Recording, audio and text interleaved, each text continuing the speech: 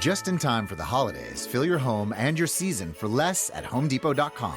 With up to 40% off a wide assortment of select bedding and bath linens. Update your bed or bath online, right from the comfort of your own cozy couch. Even get free delivery and flexible returns. How's that for holiday cheer? Up to 40% off. Holiday home decor improved from HomeDepot.com. How doers get more done.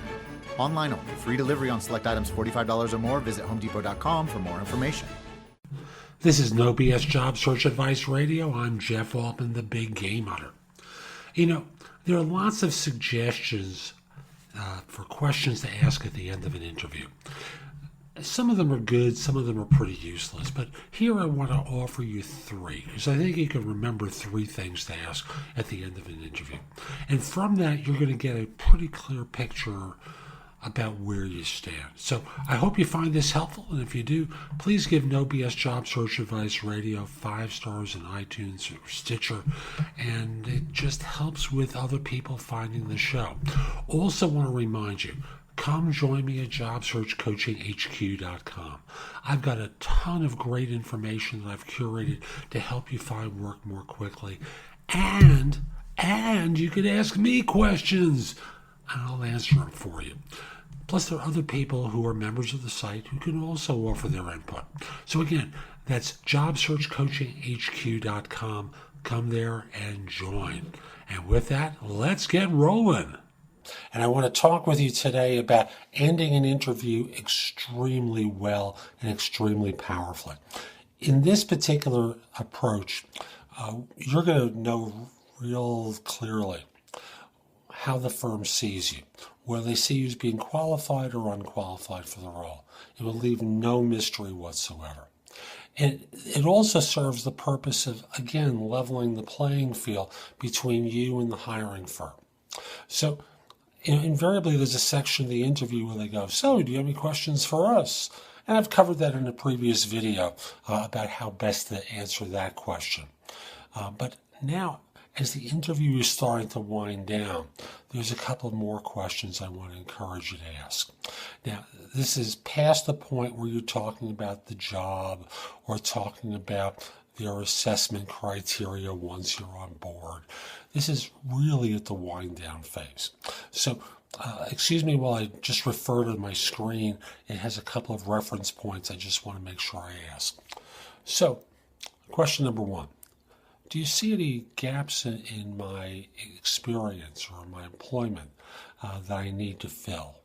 Now, this is going to give you an insight into how they judge you for this role, whether there's a perceived deficiency in your background and what that is.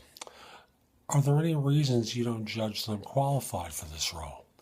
Now, this is a magic question because when they answer that, if you have some of that experience, you can go, oh, I'm sorry I didn't cover that point in one of my answers. This is what I've done related to that.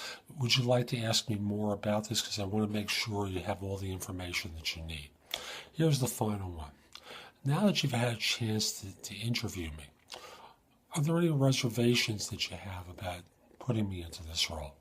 Again, it allows you an opportunity to address concerns that they have, so that in this way, you've had an opportunity to take your tennis racket and send it back over the net to them, make them ask more questions, investigate more fully, because sometimes you have to remember the interviewer is not extremely skilled.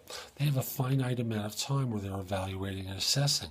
They miss things, you know what I mean? So this gives you ways of finding out their thinking at the end of an interview, so that at the end of the day, you know exactly where you stand. So that's today's show. I hope you found it helpful. And if you did, come over to JobSearch.Coaching.HQ.com. That's my site with curated information that I've developed and other people have developed that's going to help you find work more quickly, because you're not going to make dumb mistakes. You know what I mean? The stuff that happens throughout your search through ignorance. Plus, you're also able to ask me questions and avoid headaches that are going to become costly later on. The kinds of things that cost you job offers and result in you getting a lower salary offer. So again, that's JobSearch.Coaching.HQ.com. Now, This show comes on daily, Monday through Monday, every day of the week. I provide you with advice to help you with your search. I hope you find it helpful. I hope you give it 5 stars in iTunes. And with that, see you tomorrow.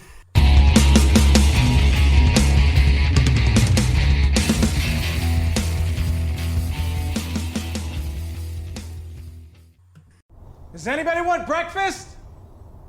Guys, let's go. I'm leaving for McDonald's in 5 seconds. Why didn't you start with that? The Breakfast Stampede Meal. It's only at McDonald's, where there's a meal for every morning. And nothing says morning like a classic sausage McMuffin with egg. Right now, get this all-time favorite for just $2 on the $1, $2, $3 menu. Price and participation may vary. Cannot be combined with any other offer or combo meal. Ba-da-ba-ba-ba. When you're ready to ride Metro, we want you to know we're ready for you. Here are just a few of the people at Metro to tell you how we're doing our part to keep riders safe. We're cleaning like never before with hospital-grade cleaning. You'll find hand sanitizer stations all over the Metro. No mask, no Metro. Need one? We have a few extras. At Metro, we're doing our part to keep the DC area moving. Find out more at WMATA.com/doingourpart.